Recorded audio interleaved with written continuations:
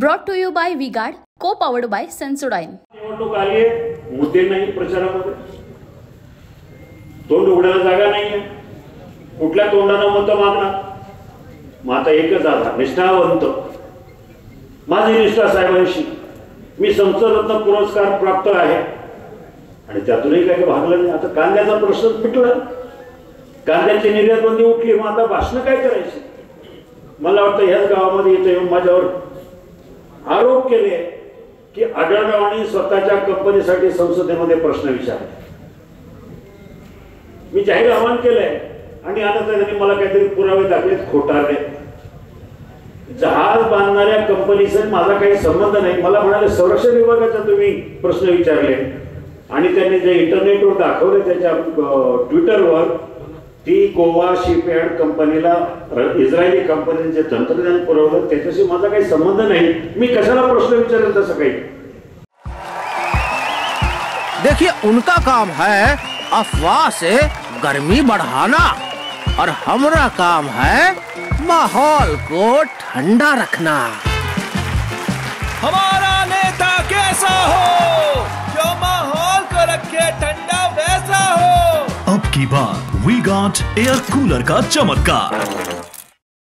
म्हणजे लोकांना असं काहीतरी पटवून द्यायचं, माझी प्रतिमा मलिन करायची की आढळराव होता का आपल्या चरण आवडत नाही, मग त्याला बदनाम करा म्हणून खोटं काहीतरी लिहायचं. आता मला सांगा, इंग्रजीमध्ये लिहिलेल्या पिंपरखेड मधल्या किती लोकांना कळणार आहे की त्यांनी ट्विटर केले तर ट्विटर वापरणार नाही.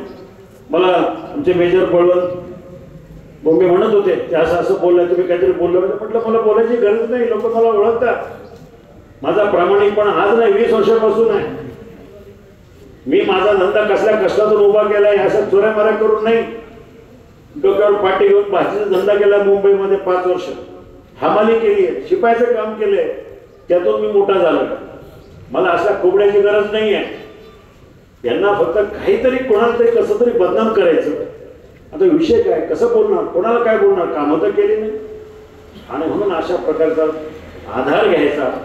आता त्यांच्याबद्दल एकच, मी साहेबांची एकनिष्ठ म्हणजे पवार साहेब ठीक आहे ना बरोबर,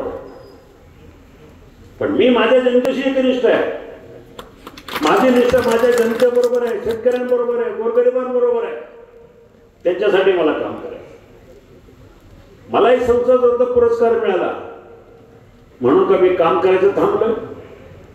संसदरत्न पुरस्कार मिळाला म्हणून मुंबई मतदारसंघात फिरायचं नाही असं काही नाही. त्यानं काही आमचं पोट भरत नाही. त्यानं काही आम्हाला स्मशानभूमीला संरक्षण मिळतं पाहिजे, रस्ता पाहिजे, पाणी पाहिजे, समाज मंदिर पाहिजे, हे होत नाही आहे. आणि म्हणून मी आपल्याला सांगतो की गेल्या वेळेला आपण निवडून दिलं आणि 5 वर्ष हा मतदारसंघ पाठीमागे गेला. पुणे नाशिक रेल्वे हा प्रकल्प मी 13 वर्ष पाठपुरावा केला आणि आता मंजुरीच्या मार्गावर आणून ठेवला. ती फाईल 5 वर्षापासून आहे त्या जागेवर केंद्रीय मंत्रालयामध्ये पडून आहे, रेल्वे मंत्रालयामध्ये. आज मला त्यासाठी काम करायचे, त्यासाठी 24,000 कोटी रुपये पाहिजे. अशी खोटी भाषणं करून, डायलॉग मारून, छत्रपती शिवराय महाराजांचं नाव घेऊन लोकांना फसवण्याचे धंदे नाही करायचे आपल्याला. मला त्यासाठी 24,000 कोटी रुपये पाहिजेत केंद्र सरकारकडनं आणि ते कधी मिळतील.